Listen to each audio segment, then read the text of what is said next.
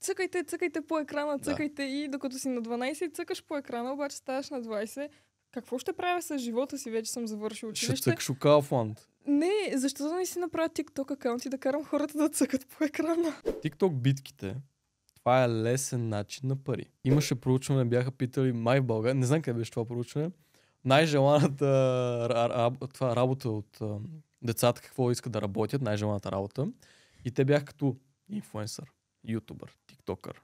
Но в крайна сметка трябва да си дадеш в края на деня сметка за себе си и си кажеш, добре, аз сега на къде съм тръгнал? Какво искам да правя? Какъв човек искам да съм?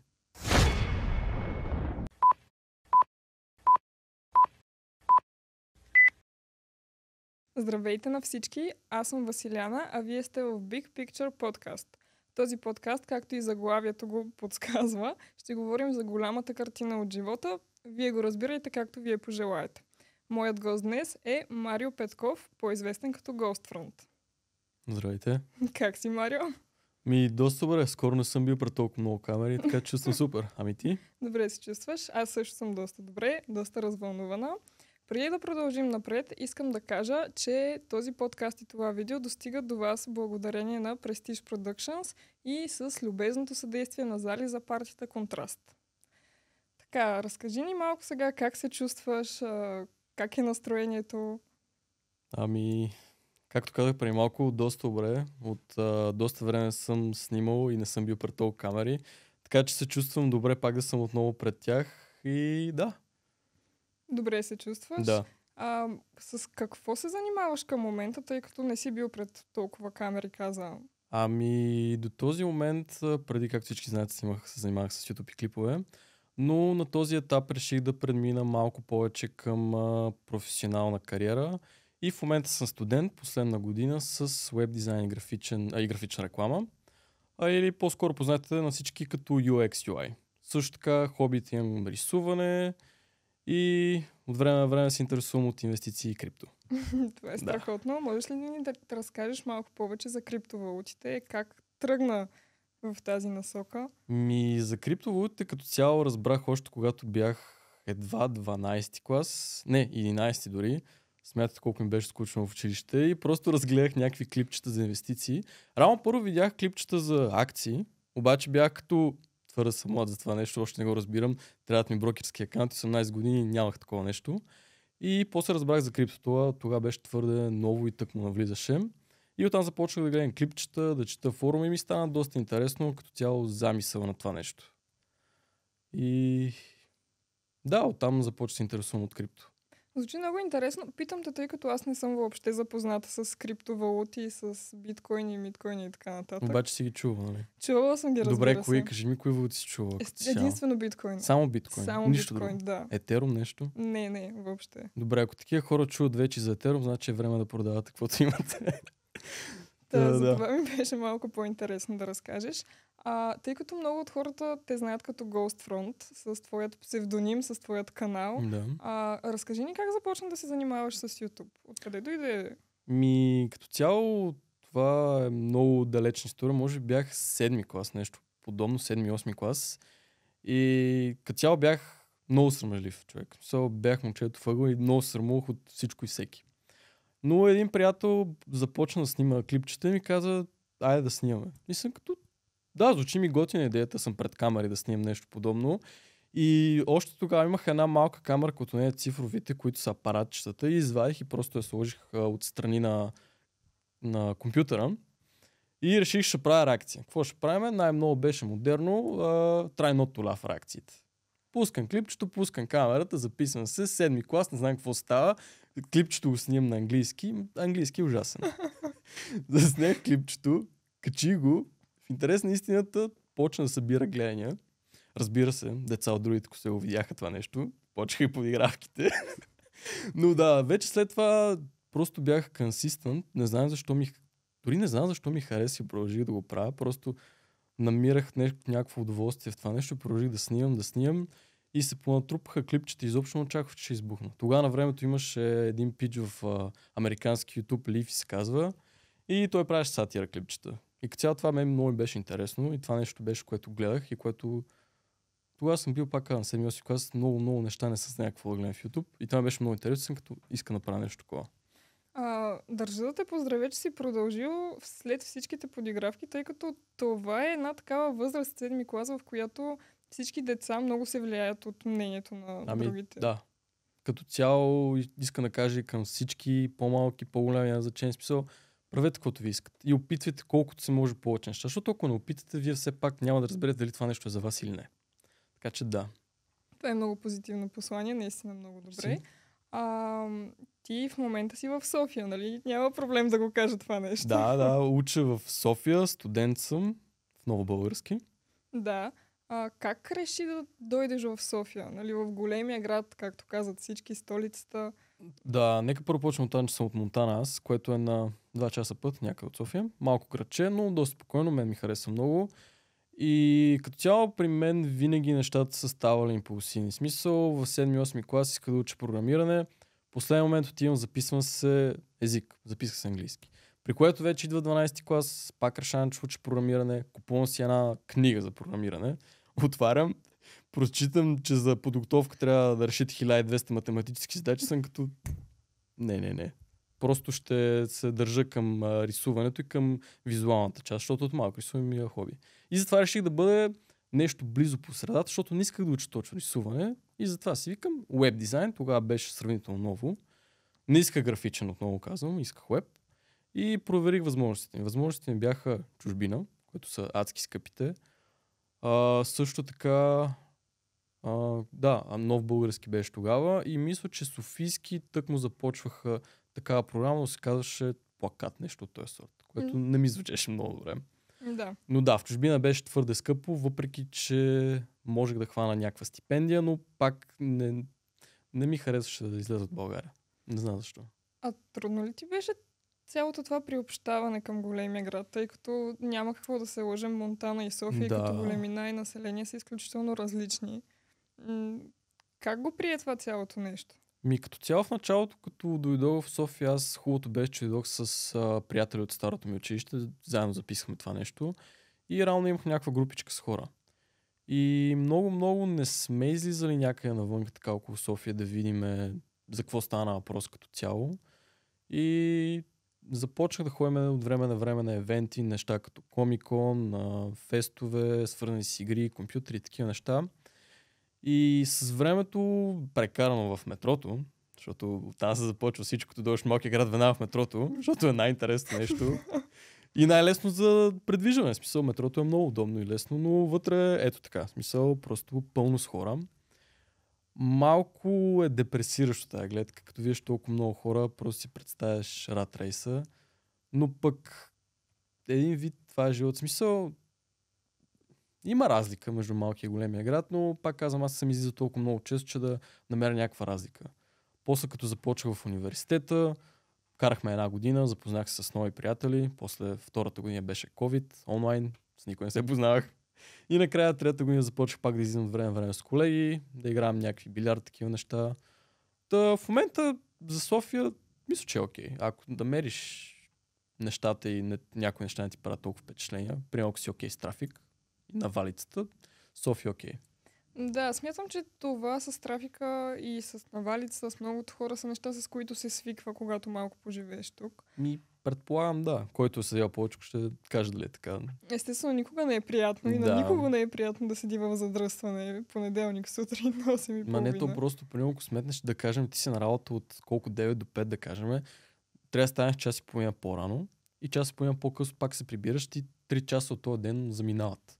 Да, и точно според мен лично е по-добре да се използва градския транспорт като алтернатива, особено както в София имаме метро. С него изключително бързо се стига до всяка една точка на София и цялото това с колите малко не го разбирам. Имаш книжка, нали? Имам книжка. Зарежеш ли си сама колата? Айде сега. Но да, смисъл, много по-ефтино е да бъдеш с градския транспорт. Най-нещо, което мразя на София е паркоместата. Ужасно. Да, и от гледна точка пари, цифри и така нататък също е доста по-удобно, но и като пестене на време смятам, че също е една доста удобна алтернатива, отколкото да излезеш с колата, особено в центъра. В центъра, да. Смятам, че е доста мъчително. Примерно, Овче Купа Люлин, найде с колата ще стигна за 10-20 минути. Обаче, ако трябва с метрото, 1 час ще трябва върта. Обаче, ако трябва да стигна от центъра, просто по-добре да и с метрото. По-добре да и с метрото. Да стигнеш на време с кола в центъра, факта, че няма къде да паркираш, ще озлобява допълнително. Трябва да сложиш 1 час отгоре за паркинг да си търсиш. А те зоните те са до 4 часа някои зони, което беше най-странното нещо. Ходих в София, си правя един татус и паркирам колата на зоната. Пращам СМС, при което разбирам, че до 4 часа може само да пращам СМС-и. Пращам от втори телефон СМС-и и накрая какво става? Няма повече СМС-и и докато ни направят татусите, айде една скобичка така за поздрави и отваряш. Така че да, паркинга може да излезе 30 лева за целия ден, ако остави скоба. Да, това определено е доста кофти. Добре, разгледахме темата за София, но по-ми е интересно, смяташ ли, че има развитие в по-малкия град? Зависи какво имаш пред по развитие. Развитие семейно, финансово, кариерно. Професионално. Тоест говорим кариерно, така да кажа. Ами, много зависи от... Защото малките градове, при нас като от Северозапада, да кажем, Лом, Видин, не съм много запознат, обаче там, доколкото знам, няма много големи фирми. Докато в Монтана има няколко големи фирми, които са огромни, правят износ за Германия, за някъде друга, не съм точно сигурен, но има много големи фирми. Сега развитие там, може би ако си завършил някаква по-специалност като инженер, това и се прибереш там да работиш на по-висока степен, да. Но нещата в малкия град, примерно в София, може да се хванеш на работа, примерно да си джуниор някъде, на някаква обикновена позиция и с времето ще преместят на mid-level, на после на senior, което може да си вдигнеш заплата, докато в малките градове това не го виждам. Да, радвам се, че си искрен до такава степен, че да го признаеш, тъй като много хора идват от малък град в София и щом идват тук, значи е повече от очевидно, че те не са успяли да намерят развитие там. Не казвам, че го няма, казвам, че конкретно на тях не им се отворят. Много е ограничено, просто е много ограничени сферите. Да кажем, аз искам да съм веб дизайн. Ние в Монтана нямаме агенция. Поне не знам. Ако има агенция, ще слагат плакати или ще облепват бусове. Да. Примерно. Много малко хора си го признават и всъщност доста хора идват в София, но обиждат София като град, като менталитет, като население и така нататък. Не е смисъл, аз съм човек, който просто казвам каквото си мисля и което както е. Мисля, защо ми е да лъжа, примерно да кажа, не съм от малък град. Смисъл, какво значение има откъде съм? Важно е къде си тръгнал, все пак. Важно е откъде си тръгнал, разбира се. Тук не, важно е на къде си тръгнал. Важно е и откъде си тръгнал. Факт.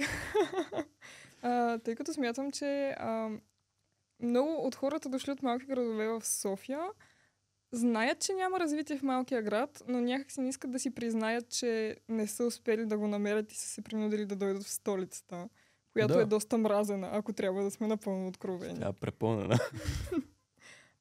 Все пак е столица, нормално е. Нормално. Смятам, че доста повече пари се наливат в столицата, отколкото в другите градове. То дори, може би, ако събере всичко, не знам дали ще стъпи на София, ама да. Да, което не го намирам за нещо окей. Смятам, че е редно всеки един град да се развива, но го намирам за нещо нормално. В принцип, да, в България има много възможности. Смисъл, не знам, защо хората с толкова негативно мислене за самата България и са като аз просто ще изледа в чужбина. Смисъл, няма още който иска се развива, но и в България има вариантите. Имаш ли желания, начини? Има. Ами, то е малко като от малкия град в София, така и от България в някоя друга държава. Да. Просто когато не успееш да намериш развитието, гледаш да смениш местоположението. Факт. В смисъл, примерно, факта, че ако си на нормална работа в София или в, да кажем, Холандия, Германия, разликата в живота ще бъде много по-различна. Да, естествено, че е така. Тук ще можеш да споделиш квартирата. Там ще можеш да споделиш кола под наем нова, примерно. Ще ти оставят повече пари.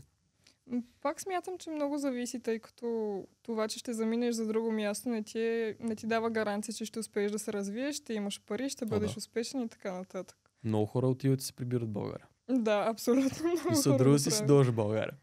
Примерно трябва да идеш на зъболекар, пресидиш в Германия на зъболекар. Доста соленичко. Познавам хора, които се прибират, учат в чужбина, прибират се в България, оправят си зъби, изследвания, това и тогава пак заминават. Ами, аз лично не съм запознат с здравеопазването по останалите държави и страни, освен че е скъпо. Това ти трябва да знаеш. Това ти трябва да знаеш, но обикновено цената е свързана с качеството. Така че ако можем по някаква такава връзка да погледнем нещата. Цена, качество много зависи, защото според мен хората си хора. Във всяка една държава ще има и добри, и лоши специалисти, така да кажем. Ще има хора, които искат да вземат парите и да свършат работа. В България пак има специалисти много, но може би, всъщност, не бих казал, че съм много компетентен на тази тема да говоря, но аз го виждам по този начин, като в България е малко по-бедно всичко и всеки е така една идея, иска да вземе повече пари и си каже, по-добре да взема са, нали, малко повече пари от този ония, че съм по-добре аз. Та няма нищо лошо в това да взимаш повече пари, все пак всеки от нещо трябва да се издържа. Да. Тук въпросът ми по-скоро е доколко е качествено нашето здравеопазване и доколко ни гледат като хора, на които да помогнат или просто като касички. Много интересна тема. В смисъл, аз по принцип си казвам, аз не съм човек, който се интересува от политика, аз телевизия не гледам. И те неща не ме интересуват, защото съм с мисълта... Всъщност, да, както и да. Те неща просто не се интересувам толкова. Но в България, като погледна общо и като съм слушал от по-възрастни хора около мен, един вид докторите гледат на тях като касички. Обаче, има и другата страна, която аз съм видял, ходил съм на различни места и съм попадал много добри доктори. Мисля, които са искрено и са напълно честни с мен. Примерно са като това няма да го правим, защото са излишни пари и ти нямаш нужда от това. Примерно да на зъболекар и да кажем имаме някакво петънце на зъба, примерно казвам. Ако един зъболекар ще ти каже трябва да го правим сега това, дай 150 лева, примерно. Обаче съм попадал на зъболекар, които са това за сега не е проблемно, не е нищо особено. Дай ще го оставим, след 1-2 месеца ще видим пак. А ако има нужда, тогава ще направим. Има и такива хора, да. Абсолютно съм съгласна, че има и доста стойностни и качествени лекари. Аз също съм попадала на такива, но съм попадала и на такива, които малко през пръсти си вършат работата и гледат да мине. В някоя голяма болница ли било това? Да, няма да споменавам имена за коя голяма болница става въпрос, но то не е и до болница, то е просто до човек и смятам, че хора, които се занимават с подобна професия, в която единствената им цел е да помагат на хората, не би трябвало да поставят парите като по-главен приоритет. Да, може би го има и другата страна, че в България здравеопазването не се подпомага толкова държавата, като прием в държави като Германия, пак отиваме там. Там дават големи заплати на докторите, дават им много бонуси и привилегии, докато в България не знам колко е заплата на доктор, мисля, че е нещо около сорта на 2000, нещо от този сорт. Не съм сигурен, но знам, че е много малко. И ако не са тези здравните пътеки и тия неща, просто става много трудно. Представи да учи 10 години за 2000. Да, заплати няма да коментирам, тъй като пък въобще не съм запозната с тази тема. Аз горе-долу казвам, да. Но пък за това има частни клиники, частни болници, което пак не е хубаво, че принуждаваш човека, ако иска качествено лечение, да даде много пари. Но си говорих с един мой познат на тази тема, че разликата между комунизма и демокрацията е, че сега имаме избор. Да. Ако преди не е имало избор и ти отиваш там, защото просто това е единственият човек, който може да те излекува, сега може да имаш по-скъп вариант на лечение и по-ефтин, но имаш избора къде искаш ти да отидеш. Да. Смятам, че пак е до някаква степен по-добре.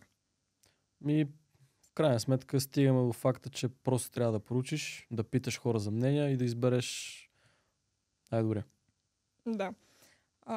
Сподели доста от нещата, с които се занимаваш, ти си доста широко... Да, между другото, което това е и бонус, и минус. В смисъл, нека започнем с минуса, защото аз харесвам много рисуване, харесвам веб дизайн, графичен дизайн не го харесвам толкова, обаче UX, UI там пак са две много различни неща. От време на време е интересно програмирането и, както казах, криптоинвестиции. Това са адски много неща. Също така бях пробвал да правя тато си.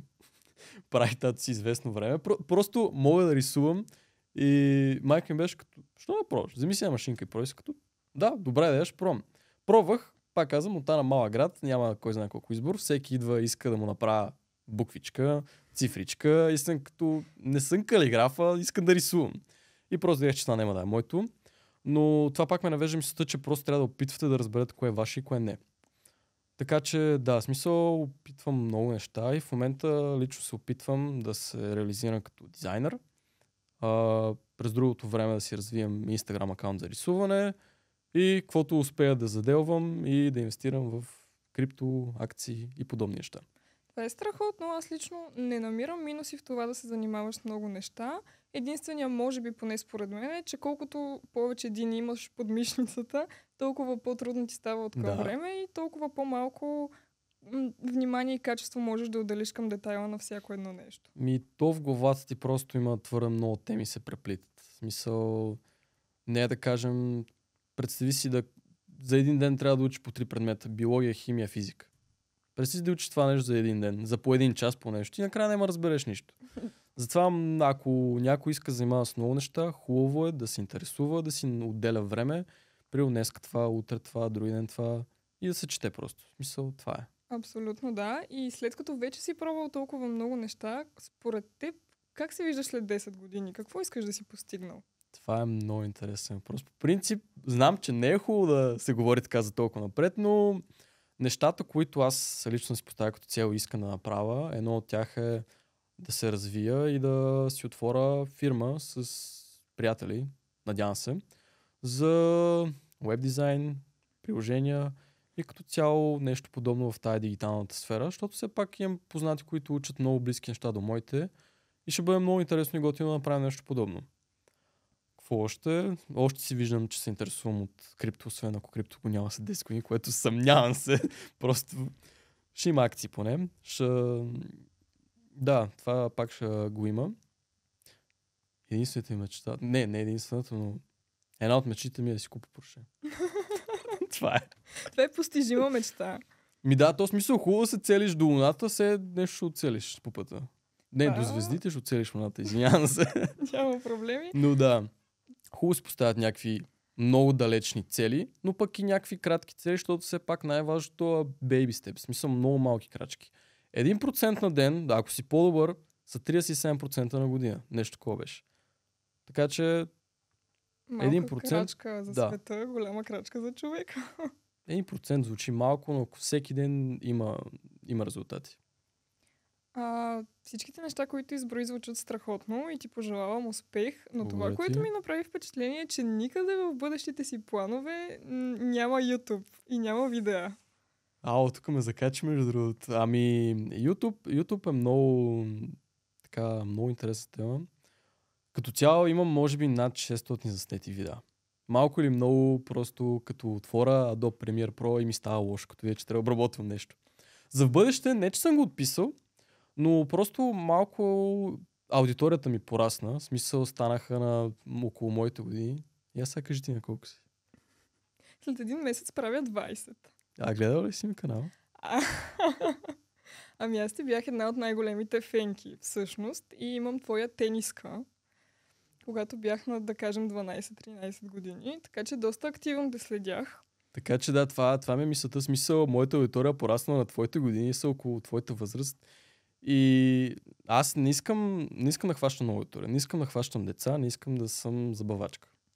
Искам да правя неща, които ще са полезни на хората и които са от значение и ме интересуват мен главно. Защото този канал, все пак аз нито го правя за пари, нито го правя за слава, нито за нищо. Просто искам да общувам с хора с моите интереси и около моето мислене. Така че, ако за в бъдеще, то все пак мисля да качвам от време на време някакви неща, но ако всичко ми се развие, имам съответно и излишни пари да си наема едитор, бих се занимавал и с това нещо. Един клип на седмица, колко ма? По някаква интересна тема.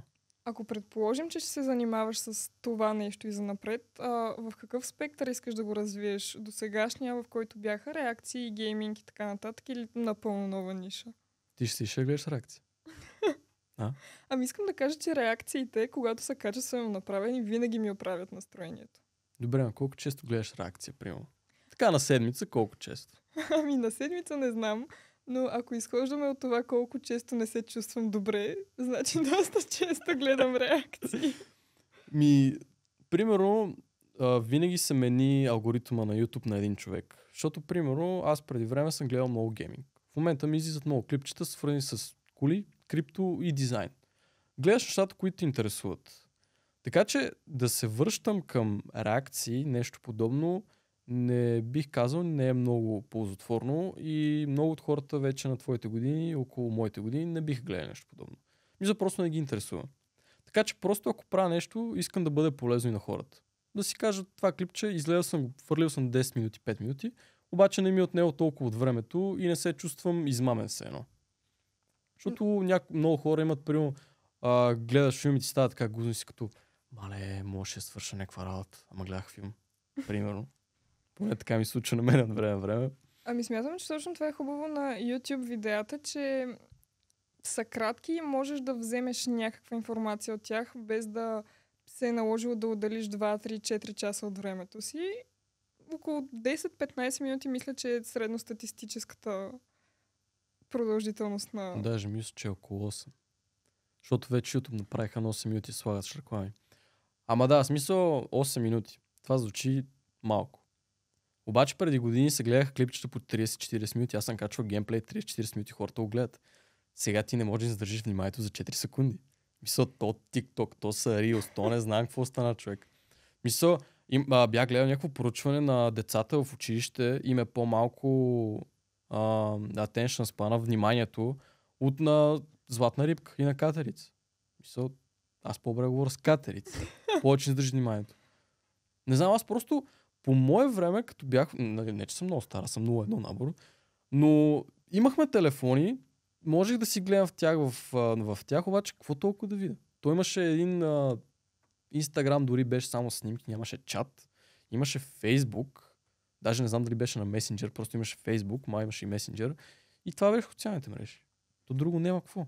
Да, абсолютно си прав, че сега има едно такова пренасищане от всякакъв тип видеа, социални мрежи и така нататък. И точно темата TikTok, моята любима тема, която искам да засегна.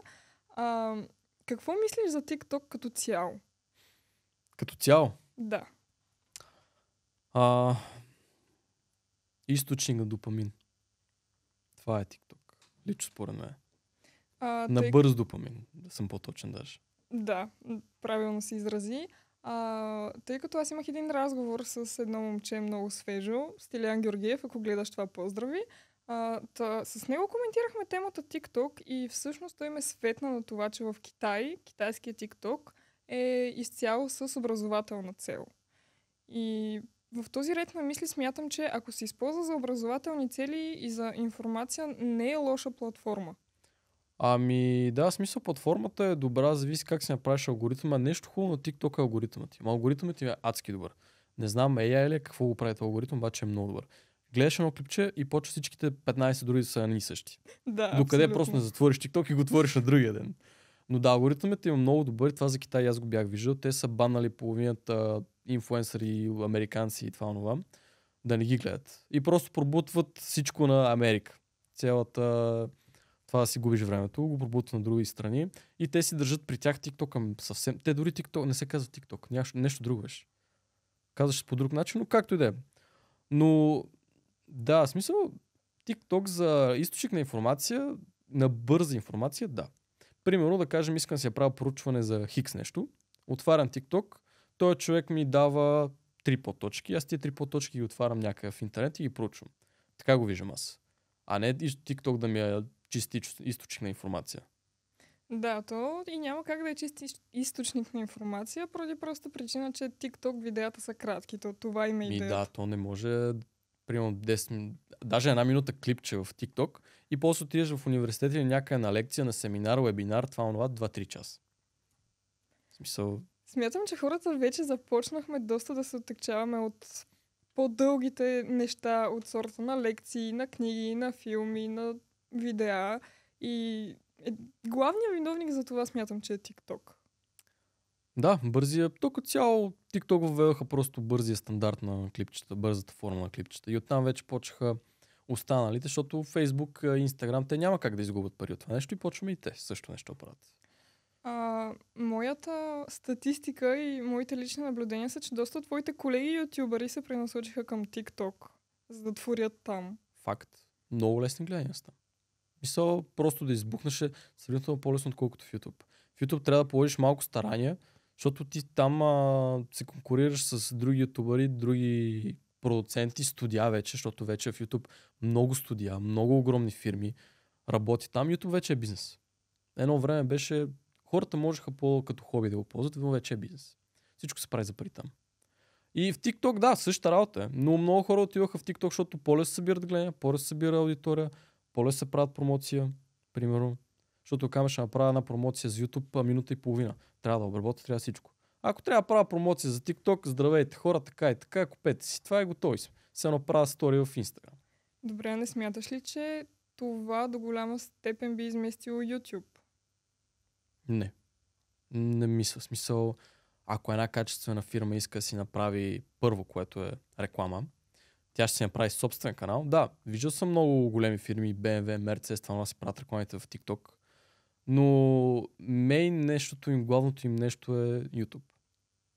Мисъл, да кажем, примерно, ти имаш собствена фирма, нали така? И искаш да ти направят реклама, говориме за някакъв продукт, който е скъп. Кой би предпочел да дадеш пари за YouTube реклама, свързана с някаква техника, на някой канал, който има 1 милион, примерно, и ще направи минута и половина или цял ревю на продукт. Или в TikTok. Виж, тук вече не говорим толкова за качество, колкото чисто за бързата слава и за гледанията, които споменахме по-рано. Да, по тая логика, да. Бързата слава, TikTok е номер 1. Смятам, че много хора започнаха да се изкушават точно от това нещо и се пренасочиха към TikTok и TikTok изгради доста личности. Човек, това съм сигурен. Мисля, че вече има курсове за маркетинг в TikTok. Просто това ще кажа и нищо повече по темата. Мисля, това са курсове върху курсове върху курсове. За всичко има. Важното тук обаче е да уточним, че това, че има бърза слава, има гледания, не прави съдържанието качествено. Да, мисля, ти може някой да ти гледа клипчето 1 милион гледания, прави така, не те последва и това е. Защо смяташ, че ние не можем да сме като, например, китайския TikTok и да го ползваме за образователни цели и за нещо, което би ни помогнало, а правим глупавите хора известни? Да, я знам, смисъл, те са много по-дисциплинирани от нас. Цялата им нация е много по-дисциплинирана от нас, цялото им образование. Това нещо се почва от много рано. Ти човек да кажем в училище го хванеш на 15-16, да го дисциплинираш на много трудно. Там ги хващат от много малки, дисциплина. Те дори мисля, че в Китай един човек работи средно на 1-2 работи макс за целия си живот. А ние тук отиваш 1 месец там, 2 месеца там, 3 месеца там. Нали, в по-малките градове хората си работят на една работа през целия живот. Главно обаче в по-големите градове и по-младите особено на нашата възраст сменяват много работи. И смятам, че това всъщност не е толкова минус, колкото е плюс, тъй като да. Колкото повече нови неща пробваш, толкова повече се усъвършенстваш в много сфери и виждаш кое е за теб. Факт, да, тук се връща на по-рано, където казах, че просто е хубаво да се опитва всичко. Колко по-рано опиташ, толкова по-време. Абсолютно. Но да, не мисля, че нещо подобно могат да направят в България TikTok, като в Китай, защото хората искат допамин. Ти отваряш TikTok, когато ти е скучно, нали така? Когато някакво правиш, да убием малко време или след дълъг ден, ще седна да си починаш, гледам TikTok. Не знам, при мен ли е лично или при другите, като легна да спа, трябва 20 минути поне погледна TikTok. Не само при те. Мисля, че всички имат този проблем. Това е може би най-големия ми грях. Мисля, гледам часа, примерно, 2 часа и викам, супер, днес си легна една идея по-рано. Отварям TikTok, става 3 и вече викам, какво стана? Сега може би доста хора ще кажат, че на TikTok това му е целта. Платформа за забавление, за убиване на време, за разтоварване и така нататък. Но не носи ли много минуси след себе си? То носи. Факт. Загуба на време. Изкривява ти реалността. Мисля, ти там виждаш какво ли не. Какво ще смисъл. Намалява ти вниманието. Това са пак минуси. Абсолютно да. Всъщност смятам, че има доста хора, които се опитват да правят качествено съдържание дори и в TikTok, но сега няма да отделя толкова внимание на тях. Ще отделя внимание на хората, които чисто злоупотребяват с платформата си и с гледанията, които могат да получат. По-конкретно... Много спайси тема тук. Но да. По-конкретно, може би, бих искала да поговорим за TikTok битките. Не! Добре, значи TikTok битките. Това смисъл... Не искам никой колега да се сегне от нещата, които ще казва. Това са моя лична преценка и моя лично мнение.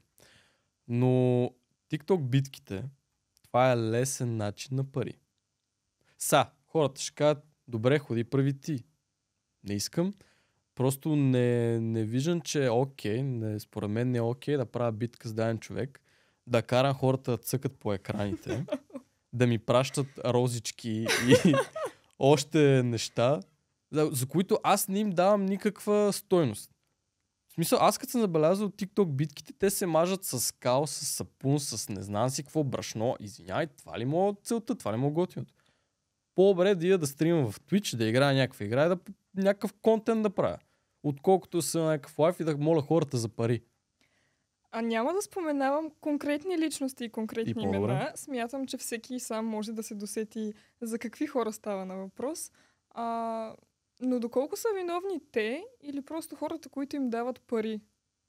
Не В принцип, да, разсъждават. много си правя тук, защото да кажем, всеки би си казал, ми какво, в смисъл, що па го направя това, като ми дадат пари. Като има кой да ми дава пари, що па да ме го правя. И това е много, в смисъл, това наистина е вярно. Що можеш да го направиш, да изкараш пари. Това е в смисъл, не всеки мога да направи. Примерно, аз не би го направил. Примерно, аз не бих направил някакви такива глупости, да се мажа с някакви такива работи за всеки ден в TikTok, за някакви лайфове битки и да се унижава мене си. Но някои хора го намират това нещо като доход и си изкарат много добри пари. Пак смятам, че е по-добре да се мажиш с някакви неща или поне да направиш густичкото на аудиторията и на хората, дето ти дават пари. Но има личности, които просто седят и говорят, и говорят, и говорят и думите им са предимно цъкайте по екрана, цъкайте. Да, има ги и такива. Те дори, не знам дали запозната, имаше един тренд с все едно са AI ботове, половината хора пред камерата и споменават, примерно, праща им розичка и те казват една дума. Има ги такива много NPC-та, NPC-та все едно са и така си изкарват много пари изкарах тия хора. Попадала съм на една чуждестранна тиктокърка, представа си нямам за името и така нататък, но нейните лайфове се основаваха на това, че какъвто подарък и пратиш на битка и на лайф, такава реакция прави. Даже не мога да го обясня също, точно. абсолютно също. Сещам за какво говориш. Да. И според мен това е много бавна и мъчителна смърт на мозъчни клетки за абсолютно всички. Аз не разбирам как толкова много хора го гледат това нещо. И аз... Защо бих съпортвал такъв човек? Смисъл, оттам да започнем. Защо аз бих съпортвал този човек? Защо аз да му дам пари? Какво ми предоставя? Какво предоставя на околните? Примерно да кажем, някаква битка, благотворителна цел. Окей, ще дам пари. Да прави контент този човек, да се труди. Добре. Обаче да си ме така пред камерата, съм като цъкайте, пратете ми розичка, пратете ми това. Ще спре лайф, защото има такива хора, които спират лайф, ако не им пратиш пари. Има ги и такива. Абсолютно не мога да си представя този начин на изкарване на пари. Не съдя никого. Всеки си е намерил начина за изкарване на пари, но ако се занимаваш с нещо, в което ти не надграждаш над себе си и не се стараеш, смятам, че е огромна загуба на време. Факт. Да, ще изкараш пари, хубаво. Обаче навън, като излезеш хората, като какъв ще се считат. Нали, пак не е хубаво за личното мнение на хората да но в крайна сметка трябва да си ядеш в края на деня сметка за себе си и си кажеш, добре, аз сега на къде съм тръгнал? Какво искам да правя? Какъв човек искам да съм? Искам да съм човек, който си държа на думата и съм стойностен. И примерно хората около мен ще знаят, че ако се обърнат към мене, съответно аз ще си държа на думата и ще свърша нещата. Или ще ме знаят като пича с цъките по екрана. В смисъл, нали? Това пак не пречи. Има стойности хора, които пак си правят битки, но повечето, които съм забелязал. Да, виж, аз смятам, че всъщност общественото мнение е важно до степен, в която ти да можеш да надграждаш. И сега ще поясня какво точно имам предвид. Когато започнеш да се занимаваш с нещо и хората ще те обиждат, ще те псуват и така нататък, но това е тяхното мнение и това е някакъв тип критика, която ако я пречупиш през своята призма и не се засегнеш от това нещо, те изгражда като човек и ставаш по-силен. Докато сега някакси всички ставахме много тънкообидни и даже мисля, че няма дизлайк бутон в YouTube или го има, но просто не показва точната бройка на дизлайковете. Ако не се лъжа, имаше първи апдейт, махнаха лайковете и дизлайковете и на втори апдейт в момента мисля, че дори няма дизлайк бутон. Не съм много сигурен, не съм проверявал, но мисля, че го няма дори. Но да, права си това, последно време съм го забелязал, смисъл, хубаво да има градивна критика. Нали, не хейт, градивна критика. Има много тънка стена между двете, които се различават, но ако ти си човек, който можеш да чуеш чуждото мнение и да извадиш някаква полза, защото нали, има са чужди мнения, които нищо не може да извадиш тях, чист хейт. Обаче има градивна критика, примерно ще ви някой човек да кажем, ти се занимаваш с... примерно аз занимавам с дизайн. Правя някакъв дизайн, пращам го на мой колега. Той ще ми даде едно мнение. Това пак е вид градивна критика. Може да го покажа някой в интернет. Той ще ме насоли, това не е критика. Или да го покажа на трети човек, примерно на лектора ми, той ще ми каже, да, това ми харесва, обаче това и не ми харесва. Сега какво да се убие, казвам, не, ти не разбираш. Дизайна по моя преценка. Аз защото така съм решил, това е. Смятам, че дори хейта е градивна единица и е доста полезен в някакви аспекти. Емоционално бих казал, да. Ако можеш да го понесеш. Емоционално, да, но и също чисто професионално, тъй като ако започнеш да правиш нещо и е страхотно, че си опитал, но то наистина не ти се получава, е редно да се вслушаш в хората, които се опитват да ти кажат, че нещо някъде куца. Много зависи. Защото, примерно, ако бех в началото починал YouTube и как всички ме псуваха и ми казваха да се откажа, да кажем, не искам да звуча по никакъв начин. Обаче, ако се бях отказал, нямаше да съм тук. Примерно. Виж, не казвам, че като ти каже някой вари са хвърли от мост, трябва да отидеш да се хвърлиш от мост. Така е. Но казвам, че трябва да вадиш истината от всеки един коментар сега, че има доста хейт коментари, които са глупави от рода на грозен си. Това няма нищо общо с нещата, които правиш. Научи се да казваш сра и тем подобни, тотално безмислени. Да. Факт е, че не трябва да се влияеш от тези неща, но когато някой се опита да ти покаже, че някъде ти куца и че нещо не е като хората, ако си достатъчно пораснал човек и те разсъждаваш нормално, би могъл да си вземеш бележка и да надграждаш и това всичкото да е за твое добро. Именно да, смисъл, това беше цялия замисъл, защото ти не да се отказваш, а ако си упорит човек, смисъл, малко или много в днешно време можеш всичко да постигнеш с усилия и много работа. Това е истина. Смисъл, винаги, даже съм гледал колото е това в интернет, дисциплината побеждава талант. И примерно таланта да кажем, ти имаш талант, ти си певица. Аз нямам талант и аз ще пея с тебе. Да кажем, ти практикуваш 2 пъти в месец, защото ти си като, аз имам таланта за какво да практикувам, аз си пея добре. Аз упражнявам всеки ден. Нормално човек, който се упражнява всеки ден, до един момент да затмине другия човек, който изобщо не се труди. И дори това е много добър пример с така известни футболисти като Роналдо и Меси. Единия уж говори, че е талантлив, другия говори, че с трудна работа е стигнал. И двамата са много високо ниво. И двамата са най-добрите. Така че има ги и двата варианта. То си е казано от време, но че работата е 1% талант, 99% труд. Така че и 1% късмет. Защото това трябва да го сложим. Добре, т.е. 98% труд. Смятам, че когато намериш нещо, в което искаш да се занимаваш, е редно поне да се опиташ. Да. Но ако видиш, че нещо ти куца, не смятам, че е редно да буташ в тази посока. Да, напълно е така. Смисъл, това трябва да опиташ и да си като дали ми харесва или не ми харесва. Дали би го правил това нещо, дали бих отделил време или не. Проблема... Давай, скажи се. Примерно бех трябвало да казвам как аз почнах да правя тато си. Исках да го опитам, опитах го, правих малко време и разбрах, че не е за мен това нещо. Не ми харесва, отказах се. Да, естествено. Продължаваме на друго место. Това, че съм се отказал от една идея, не означава, че съм се отказал от целия план, примерно.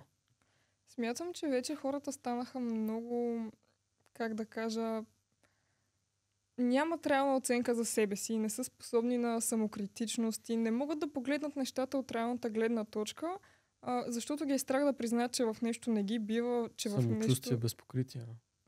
Да, би го нарекла дори така. Да, има, даже забелязвам двете крайности. Има хора, които могат много и са като, нищо не мога, са да си въгъла, не иска да се показват. Има хора, които хич нищо не могат, обаче се бутат навсекъде. Къде вият камера, там отиват. Примерно. Но и това е хубаво да се буташ. Да имаш смелостта да си пред хора. Смисъл, да знаеш, че не те би, обаче да се буташ. Все пак с нахалство се прогресира. Факт. Но смятам, че хората трябва да са способни на самокритика. Да. И аз винаги давам пример с една дама, отново няма да споменавам имена, която продава рисунките си. Картини и така нататък по поръчка, в който няма нищо лошо. Аз напълно подкрепям всеки един човек, който е решил да се занимава с изкуство. Само че като човек, който това е завършил, виждам доста грешки в творбите й и чисто, че не се справя до толкова добра степен. Само че тя има социални мрежи, има поръчки. TikTok, има и поръчки. А познавам много хора, които рисуват уникално и се стараят и влагат цялата си душа. Но ако не знаеш как да се рекламираш, просто няма как да поженеш успех. Не мога да продаваш, така е.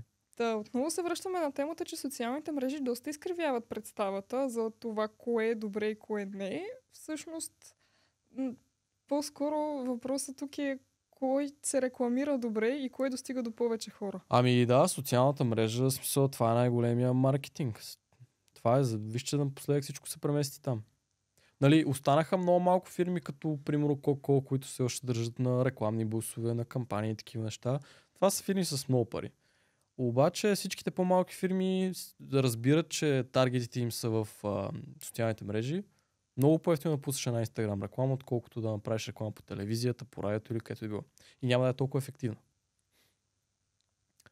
Но да, за изкуството, и аз съм виждал такива хора, които се промотират много добре и се чудя на хората, които им плащат. В смисъл, да, карикатури. Това е топ подарък. Рожден ден карикатура. Бебе карикатура. Куче карикатура. Всичко карикатура. Просто проблема е, че тая карикатура е слапнат филтъра в Photoshop и са оголемени главите. Това дори не е замисъл на самото нещо.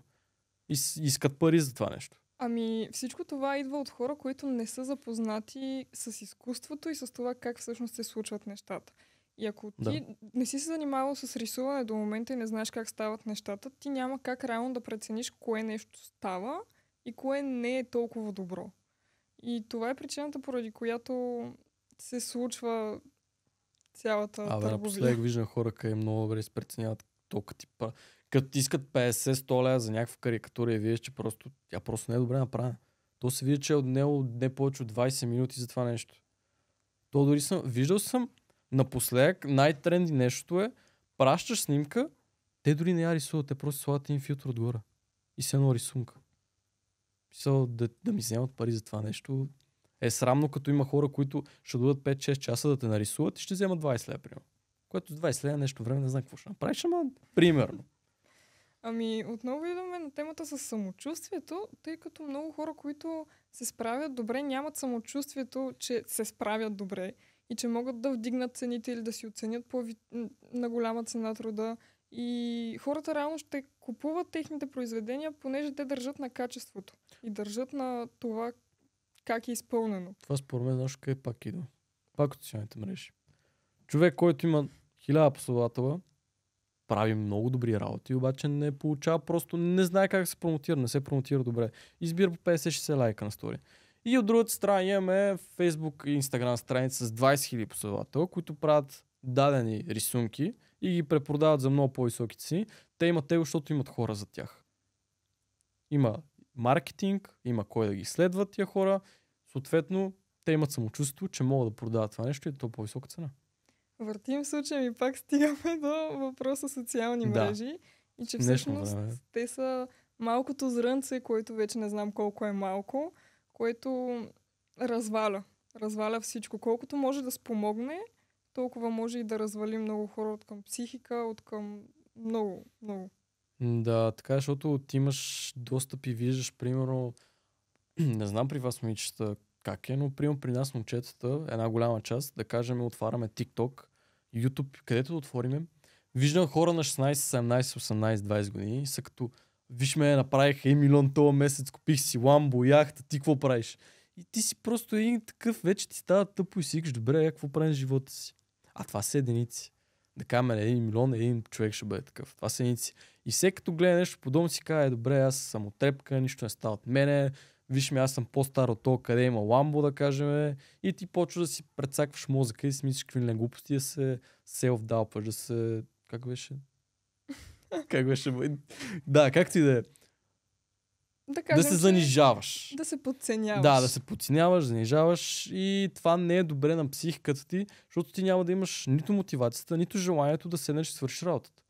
И пак се връщаме, че ако игнорираш тези неща, малко по малко се подобряваш всеки ден, ти ще стигнеш там. Мисля, това нещо е просто бавен маратон. Леко по леко се стига.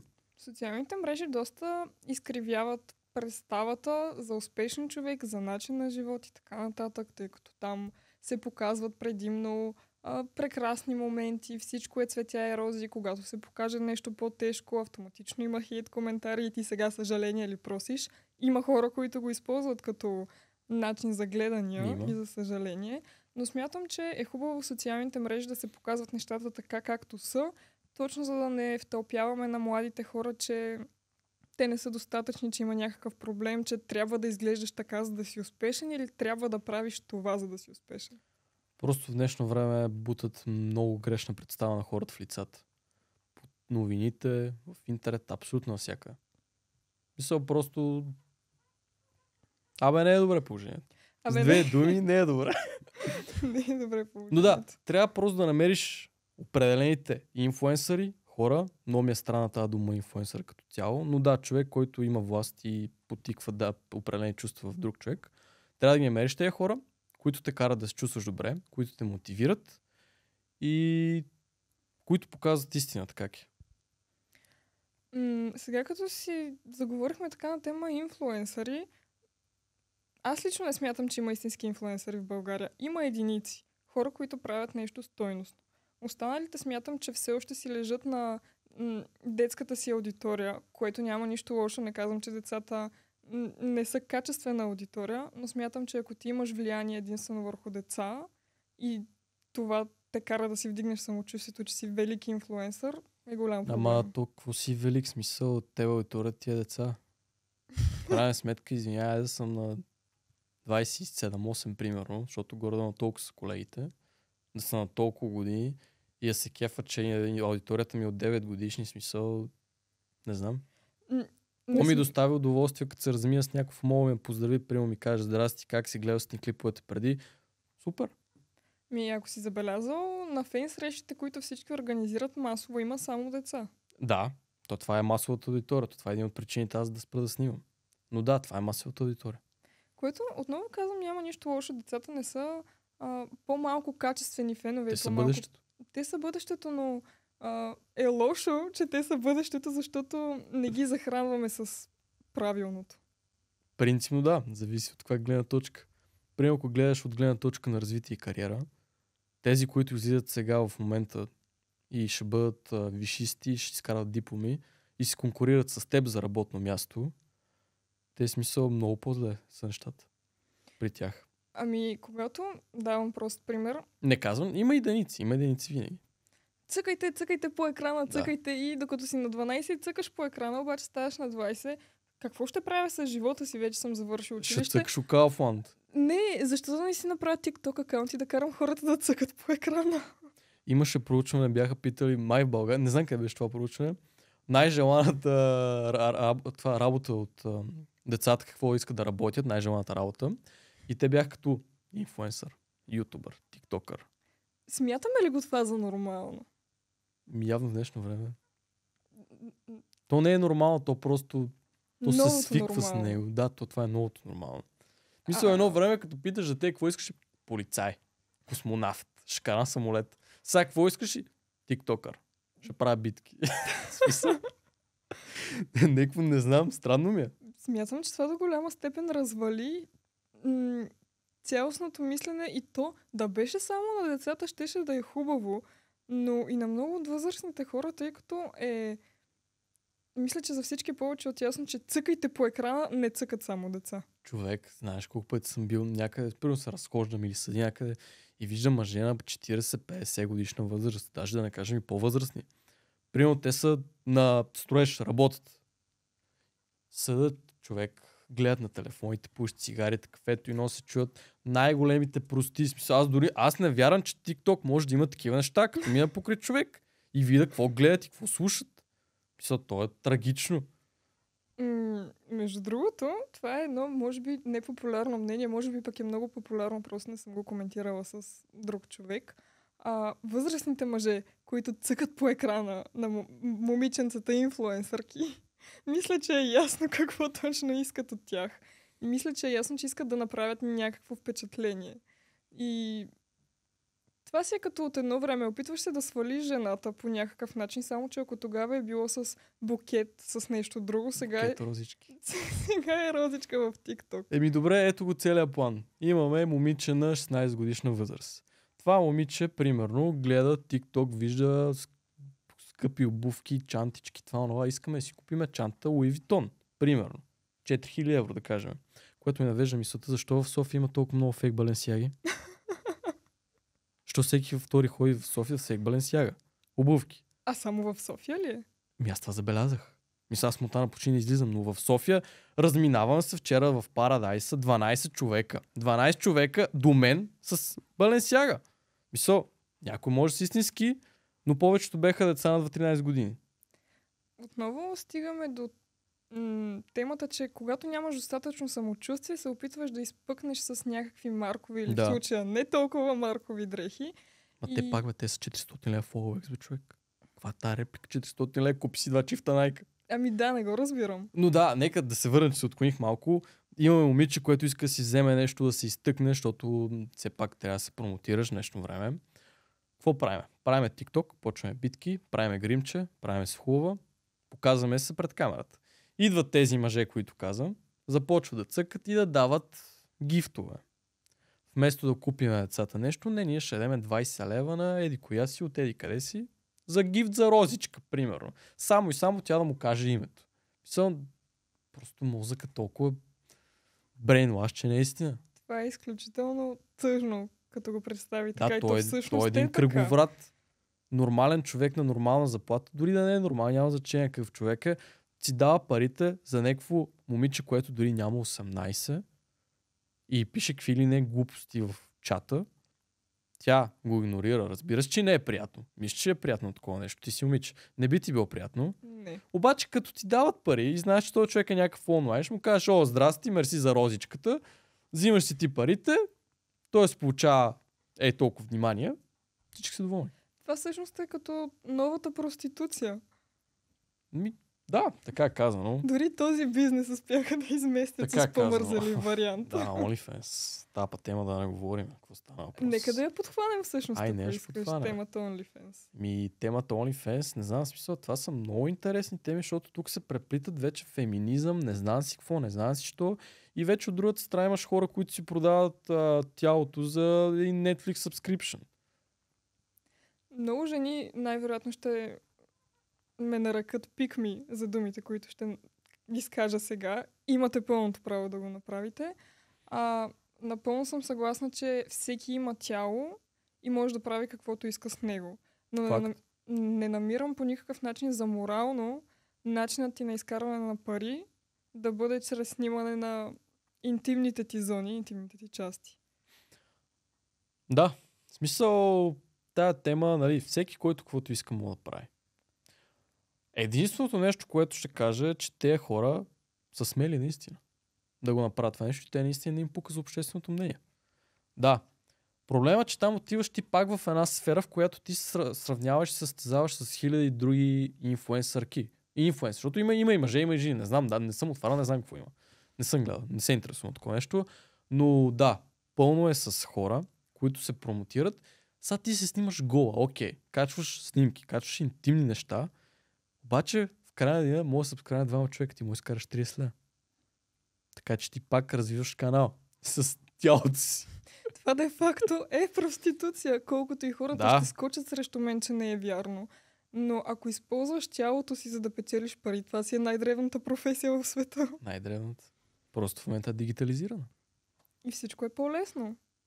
Да, оттам идва целият проблем. В смисъл, лесен допамин, нисък тестостерон при мъжете, жените се показват по-провокативни и то се навързва едно влакче, оня работи, дава пари, тази има пари, разголва си и става просто много добре. Дармадан. Много добре сме тръгнали нещата. Всъщност смятам, че точно всеки може да прави каквото иска и колкото повече го налагаме като мантра, толкова повече наистина хората започват да правят каквото пожелаят, тъй като няма кой да ги осъди и те се чувстват напълно спокойни да нормализират подобен тип дейности. В смисъл, всеки може да прави каквото си иска, както каза ти, обаче аз не обичам някой да ми го навира в лицето. Аз съм човек, който не ми пука. Аз смисъл, ти каква си, какво желаеш, мен примерно не ми пука. Обаче като почнеш вече да ми го навлизаш и да ми го набутваш в лицето, малко и много става неприятно на един човек. И затова се получават много протести точно поради тази причина. Някакви хора набутват в лицата едни неща, които не са окей. Забравих си мисълта, нещо преди малко трябва да кажа, ще да кажа, но си забравих мисълта.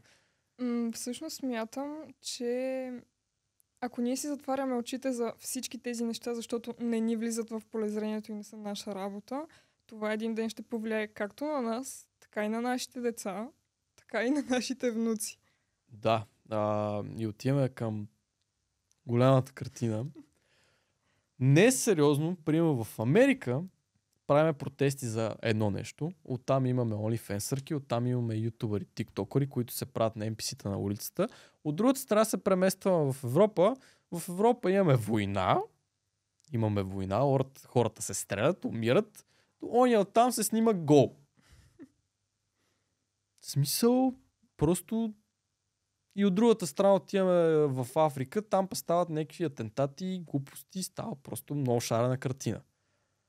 Които някои хора, аз си не чуш, че някои хора живеят в една клетка. Смисъл, така и те просто не гледат настрани какво става от тях. Нямаш такова чувство. В действителност е така и хората предпочитат да не се замислят за the big picture и предпочитат да не виждат проблемите около тях, защото така им е по-лесно. То всъщност е най-лесно да си седи вкъщи, да гледаш телевизия, нещо, да не си напрегаш мозък, да си изглади, да бъде една топка. Да не се интересуваш, защото и от ние съм чел един вид новото знание проклятие. Защото ти вече гледаш по друг начин. Те са си казали, че тъпите хора са най-щастливи. Факт.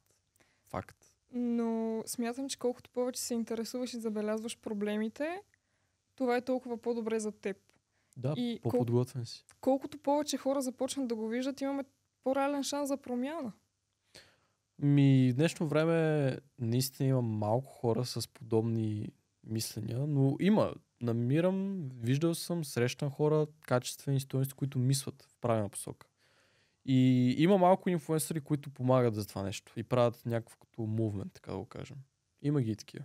Всъщност факта, че България сме доста назад винаги с всичко, в момента ни играе доста голям плюс, тъй като не попиваме толкова усърдно от американците и от техният менталитет и начин на живот. Нищо против американците. Всъщност не, много против американците. Няма дори да лъжа. Смятам, че мозъкът е така гладък. Значи работех една година в една криптокомпания като Customer Support Representative и работа им беше да говоря с клиенти. Говорил съм с може би над 1000-2000 човека за цялото време. Не знам колко бяха. Много хора съм говорил. Има два типа хора, които най-не харесвам. Първото нещо американеца. Той човек, ти му обясняваш, но той не, в смисъл просто не, отказва, глупав ли, не го разбирам. Ти му обясняваш още 5 пъти, не. Не вдева, това е, не разбира. Втория тип е англичанина. О, да. Тия хора са толкова агресивни, толкова са нервни, че наистина. Значи имах случай, един пич ми се развика и беше толкова ядосан за някакви 80 цента. Там, знам какво бех. Пича за 2 лева ми направи гати скандала. Напсува фирмата, каза, че ще струши карта, ще направи на ренде и нищо. За 2 лева. Нали, аз като един работник, аз нямам право да му кажа нищо. Идеше ми да му кажа, добре, на ти 2 лева, дай да приключим този спор. Ама ти там трябва да си професионален, все пак малко и много държиш нивото на фирмата. Да, клиентът винаги е прав и си като не извинявайте, но това е. Сега може би тук е моментът да поясня, че това, че не харесваме американци, не ни прави русофили. Тъй като винаги... Даже не съм го замислял, да. В този свят, в който живеем в момента, всички са много тънкообидни и са готови да ти сложат думи в устата. Това, че не харесваме американци, не ни прави поддръжници на Русия. Държа да отбележа. Аз просто искам всичко да е нормално, разбираш. Не може ли сме в една така спокойствие, да не правиме война, нищо да не правим, си почиваме? Не. Няма как. Трябва да се караме пред там политика. Аз затова не харесвам политиката. Не се интересувам толкова от политика. Не знам някакви главни неща, които евенти, примерно, които станат, които, бъдещи зависи от тях. Обаче така, не се интересувам от политика, просто не. Аз също не се интересувам от политика, както и много млади хора, и това всъщност го отчитам като голяма грешка. Тъй като може би не сега, но след 10 години, държавата ще е изцяло в наши ръце. И ако никой не се интересува от политика... Наши ръце. Добре. Имаш пред на Европейския съюз. Добре, виж сега. Тази тема чак няма да тази тема няма да я захваща, Няма. защото има и много патриоти, къде ще ме нападнат и мен, ще кажа, ти не гласуваш на избори. Не гласувам спокойно. Но да, мисля, има толкова високо поставени хора, за които просто нямаме да представа кои са, къде са, какво, що, но са там и управляват всичко живо. Да предположим за момент, че когато гласуваме, нашият глас наистина има значение. Да. То тогава наистина държавата ще бъде в наши ръце. И ако никой не се интересува от политика, това не е ли билет към дъното? Факт. Обаче знаеш как да замажеш един човек? Дай му избор. Просто му дай избор. Има едно... Нали, сега това малко извън темата, обаче бяхме учили точно за кампания на Пепси и Кока-Кола. Слагат една машина на Кока-Кола, примерно. Хората се подминават, виждат машината си като пили ми се Пепси, пили ми се кола или не. И си като, няма пием кола, тръгвам си. Слагат още една машина на Пепси. Кока-Кола, Пепси един друг. Спира човека до машината, гледа ги двете машини, вече има избор. И е като Пепси ли ми се пили ми се пие Кока-Кола. Демек вече в мозъка той е решил, че ще купува. Не дали ще купува, дали няма да купува, вече ще купува, ма кое от двете. Така че има го и този вариант. Абсолютно, да. Психиката на човека работи по едни доста странни начини и си има експерти, които могат да го хванат. И доста успешно ни подмамват с много неща, но това е друга тема. Оле, ние каква тема бяхме подхванали първоначално? Още от самото начало или? Не, добре, няма значение. За сега говорихме за Америка, за избора, за политика.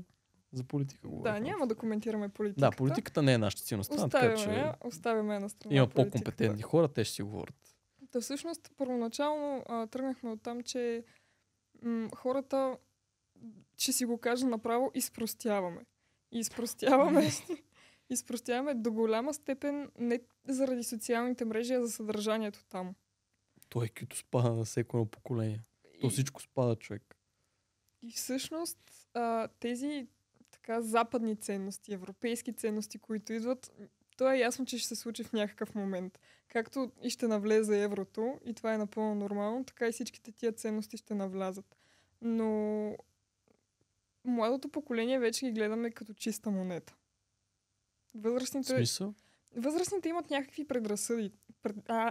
Предразсъдъци, да. Предразсъдъци. И те могат да преценят, да, това навлиза и сега е модерно, обаче това нещо не е окей.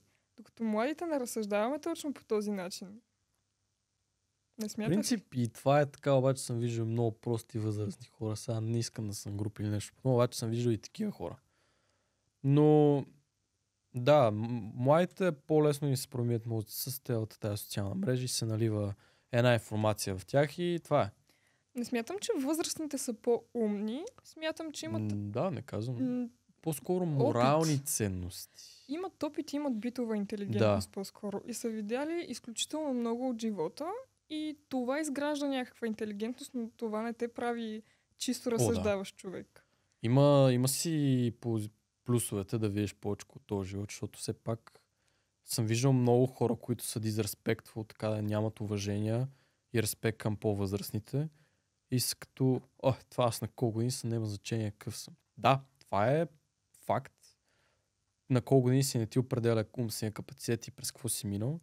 Обаче има някои хора, които преживяват повече и едва ли не виждат повече неща. Повече събития имат малко по-голяма обективна гледна точка. Да, естествено. Възрастните хора някак си гледат да изтъкнат това, че те са по-възрастни. Те са видяли повече. Те са видяли повече. По мое време не беше така. Точно време беше друго. Това също според мен е един огромен мит, тъй като не смятам, че е било по-добре чисто като управление, колкото те го казват, защото са били млади и на тях им е било по-добре. Дали ние така ще говорим след време? Аз съм сигурен, че ние така ще говорим след време. Бат Бойково време беше съвсем различно. Кога тъмън навлизаш и не беше толкова напред, можеше да се работи сърце. Да. Всяко едно време крие своите минуси и своите плюсове и се запазват и никога не можеш да изкараш картината само черна или само бяла. Така, примерно, да кажем, възрастта на нашите родители, те изкуствен интелект, те затваха тях е някакво непознато. Да, един вид непознато. Има хора, които се интересуват, обаче те това не ги засяга, те не им влиза в работата, те не се интересуват толкова много. Казвам за масата, не казвам за определени индивиди, казвам за масата.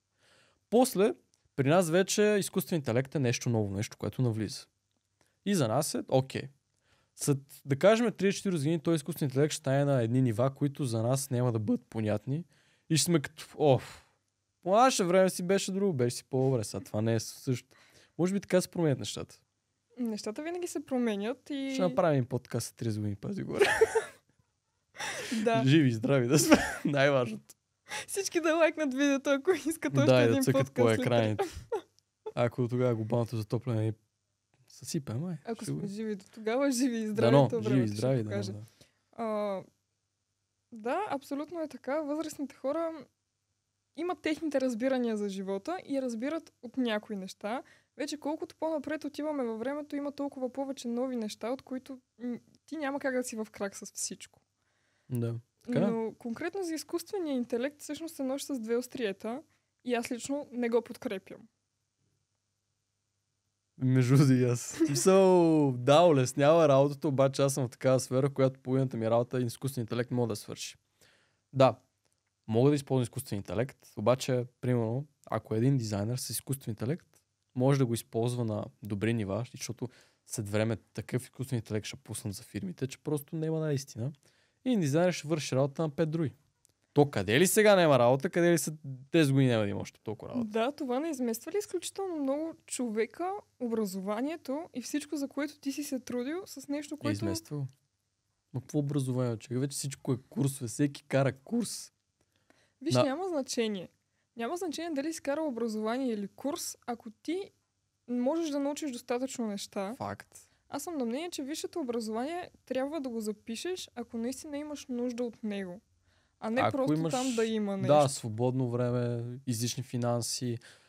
Аз го виждам образованието по този начин. 4 години ти се дава възможност през тези 4 години ти да надградиш себе си, да видиш някакви възможности и едва ли не да развиеш нещо.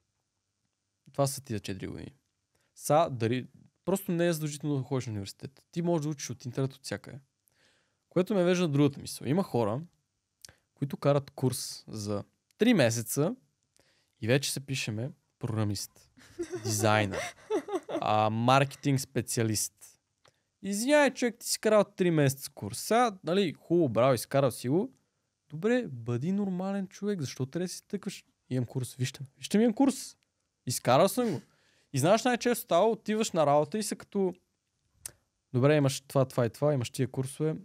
Браво. Сега ще ми покажеш какво си правил. Защото проблема при курсовете, нали, не казвам, че са лоши курсовете, има и добри курсове. Ако курсът го виждам като нещо, което е за допълнително знание. Обаче ти винаги трябва да седнеш и да си свършиш сам работа. Защото в курса ти правиш един темплейт. И нормално, в смисъл ти за 3 месеца колко работа можеш да свършиш? Като си по 5-6 часа лекция, или 3, не знам колко с няма значение, като си пред цялото време на лекция, тебе ти показват един проект и ти правиш един проект. Същият, който е по темплейт. Така че ако ти не седнеш да си свършиш работа, да си направиш странично нещо, няма да имаш много успехи. Да, висшето образование е важно, но е важно, ако искаш да станеш лекар, архитект, адвокат, съдия. Представи си лекарски курс. Точно това тръгнах да казвам, че ако и това вече започне да съществува... Ти обаче знаеш, че зъболекарите могат да слагат хиалурон в устата само с курс? Не, наистина ли? Да. Кара се курс. Ти си зъболекар, караш курс да поставяш хиалурон и вече пред името си поставяш и хиалурон експерт. Не знам как се нарича точно. И аз вече не знам. Ама да, смисъл, що па да не изкараш? Адаптира се човек, това е адаптацията. Зъболекара прави за в същото време ще сложи хиалурон. Трябва да се адаптираш, трябва да изкараш преди всичко. Да, това е лошото на света, в който живеем. Тъй като вече без пари нищо не се постига. Обаче от жажда за пари започваш да правиш много неща, които не са редни. Трябва да имаш някакви морални граници, ценности. Нали, не всичко са парите. Но да кажем и добри 80% са пари и всичко. Не всичко са пари, съм съгласна, но за кое нещо ти ще се замислиш и няма да са ти нужни пари? Семейство... Давам ти пример. Семейство ще изградя семейство, не са ми нужни пари, само любов. Да, обаче това семейство, кой ще го издържа после? Да, така е смисъл. Хубаво, вие се обичате, но после като дойде, защото много хора правят деца без да мислят, обаче това си е разход. Смисъл, това е вид длъжност към... Ти правиш дете, човек. Ти раждаш това нещо. Ти си отговорен за него. Ти трябва да се грижиш, да има ядене, да има образование добро, да има дрехи. Сега, какво ще стане детето? От тебе зависи как го възпиташ. Нали, пак и от околната страна. Обаче, ти имаш някаква длъжност към това нещо. Към това дете. Не, към това дете. Извинявам се, да, към това дете имаш длъжност. Ти не можеш да му кажеш, нали, можеш, обаче не е редно да кажем, аз искам да уча. О, не, няма пари за това нещо. Отиди да работиш. И аз съм работил. И това само е станало, защото ти през останалото време си гледал тиктока, не ти е покал, не си работил, не си изкарал пари, бичил си от дискотеките и после време за семейство и така гледат с жената сметката и нещо не идва. Ще поговорим ли за инфлуенсърите, които когато родят дете го използват за гледания? Майко И за мила, това спонсорство. повече просто... Това е една доста нашумяла тема. Какво беше? Как се казаха? Каква майка беше? Модерна? Не, инфлуенс майка ли? Нещо такова беше имаш. Да я наречем модерната майка. Да, модерната майка. Има... Аз първо не съм жена, второ не се интересувам такова нещо, но съм попадал, виждал съм такива неща. Дори наскоро бях попадал на някаква майка, която показва как си е купила на бебето дрежки на Прада и на Луи Витон. Мисля, че дори се сещам за коя говориш. Да, не знам как се казва, нали? Няма лошо. Ево, браво, че мога да си позволите такова нещо. С удоволствие бих бил като вас, да мога да си позволя такива дрежки за бебето да си купувам, но сега не мисля, че е нужно некому да снимаш клип как отваряш анбоксинг дрежки за по 1000 евро и да ги показваш. Да, хубаво, кеф ти за детето, купуваш го, браво. Ама ти какво показваш? Всъщност смятам, че това е един от главните проблеми, защото по този начин вменяваш на всички, че не са достатъчно добри. Точно това, което говорихме по-рано с теб. И ако ти си инфлуенс майка и можеш да си позволиш да дадеш 1000 лева за дънки за детето си, той ще ги израсте, дали ще ги носи и 3 пъти не е ясно. Да. Но ти по този начин показваш на останалите, виждаме аз колко пари имам. Вие нямате достатъчно пари да дадете на вашите деца добри неща. И съответно това те прави лош родител. Факт, това променя мисленето. Но има наистина и майки, които пак с модерните времена показват какво е да имаш дете. И показват проблеми, които ти като бъдещ родител ще се сблъскаш. Това нещо е хубаво да си подготви и да провериш такава информация, да знаеш къде подходиш. Да, така че има и полезни неща. Винаги в интернет ще има и простия и полезно. Въпросът ти какво ще избереш? Но няма наръчник за родители. И смятам, че когато ти казваш, описваш случки, преживявания, през които ти си преминала и си намерила подход, който да работи при теб, твоето дете и твоето семейство и го даваш на останалите, да, това е окей, показваш твоят живот. Но всеки е строго индивидуален, всяко дете е различно и всяко семейство е различно. Но, примерно, говорим за неща, които са от общо смисъл, да кажем, примерно, как да стерилизираш съдовете. Нещо такова. Сега ти казвам за възпитание. Как ще възпитаваш? Това всеки човек си различно си възпитава. Обаче някакви такива общи неща, примерно, като да кажем, време ти идва да бебе да имаш. И ти почваш, защото преди питаш баба, майка, някоя леля, тя ще ти разкаже как се гледате. Сега, примерно, ще отвориш клипче. Нали? Дано не. Но има ги и такива хора. Има ги и такива хора, които по една или друга причина им се налага отварят такова клипче, за да се запознаят какво да имаш бебе. Така че има и позитивно в това нещо. Ама сега да си снимам бебето за гледания, молим се. Да, аз не отричам, че в интернет и социалните мрежи има доста полезни видеа, но доколко на тях им се обръща внимание? Това не бих казал, че от значение. Защото от значение за YouTube, за алгоритъм, за пари, но ти си направил добро качество. Качествен клип. Сега дали ще помогнеш на един човек или 100 човека, ти в края на деня ти си помогнал на някой. Ти си свършил нещо полезно и си помогнал на някой. Така че това е качествено. И този човек, на който си им помогнал, той ще е лоялен, ще се абонира за теб и си получи един лоялен абонат. Естествено, че да. Така е. По-скоро тук исках да зачекна темата с това, че хората правим глупавите личности известни и всъщност ги изграждаме като нещо, а не заслужават такава слава, тъй като сега колкото и да си говорим, че да, ще му се посмея, ама какво, той не ми храни къщата, да, обаче това изгражда пример в младите. Нормално. Сега не искам да казвам имена, обаче просто скандални неща съм виждал. В смисъл, извинявай пред теб да има публика от толкова много хиляди деца и ти говориш такива глупости, цензурили неща пред тия деца и те се радват, те повтарят. Смисъл, деца на 9-10 годишна възраст, какво ги учим? Има си една така стабилна групичка Има си, в TikTok. да, има си. И отново няма да споменавам имена, тъй като целта на този епизод и на подкаста като цяло не е да отчерним някои хора. Ние засягаме проблемите, не хората. Проблемите. Да. Когато аудиторията ти е предимно от деца, ти трябва да се съобразяваш малко или много какво говориш. Ма те малките са като, не, това е нещо забранено. Смисъл, това да го кажеш са много ексклузивни. Те много се радват. Тебе като дете ти казват, няма да ядеш това. Ти ще го изяждаш много ясно. Така че какво ти е забранено, това ти е интересно. Трябва да много добре да знаеш с каква аудитория разполагаш и работиш. Да. И на база тази аудитория да изградиш някакво съдържание, което да можеш да дадеш правилен пример.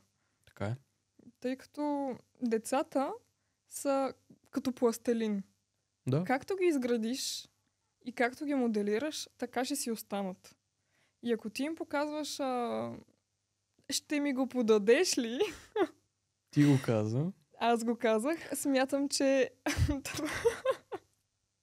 Не, просто нас не е думи за това нещо. Смисъл не знам. Всички искаме да изкарваме пари. Всички искаме да сме известни. Може би не всички искаме да сме известни, но всички искаме да изкарваме пари и да правим нещо и да се бием в гърдите, че е различно и че сме инфлуенсъри. Но когато нямаш какво добро да предложиш, не дей да предлагаш нищо. Сега ще кажа много добро нещо. Като няма какво правиш, не прави нищо. Толкова пъти съм прецаквал неща, трошил съм неща, точно поради този принцип. Няма какво правим, ще ръчкам тук и ще го строшим. Като за край на нашия подкаст искам да дадеш съвети на хората, които мислят да се занимават с съдържание, с YouTube, с TikTok, с Instagram. Какъв съвет би им дал ти? Така, значи това го давам за хората, които първо не ги интересува славата. Ако направиш дадено съдържание, се замисли ти дали би седнал от другата страна, дали би го изгледал или дали би ти било полезно нещо подобно. А да правиш сега прости неща, не знам. Мисъл, аз от моето съдържание тръгнах, с времето, разбира се, надградих нещата, видях, че някои неща, които съм снимал и които съм правил, не са били правилни, при което са или изтрити, или пренебрегнати, както и да е. Но важното е да се развиваш в една по-добра посока и да си полезен на хората и на хората около теб. Защото в крайна ден това е най-важното. Браво. Точно. Така че, да, това бих посъветвал. Гледайте смисъл, гледайте вашите интереси, каквото е интересно правете, не се интересувайте от чуждото мнение и просто не се отказите. Това е. Браво, страхотно, страхотен завършек. Много ви благодарим, че гледахте този подкаст. Надяваме се да има още епизоди. Ако ви е харесало, можете да се абонирате за този канал и не забравяйте да се абонирате за канала на Prestige Productions. Това е всичко от нас.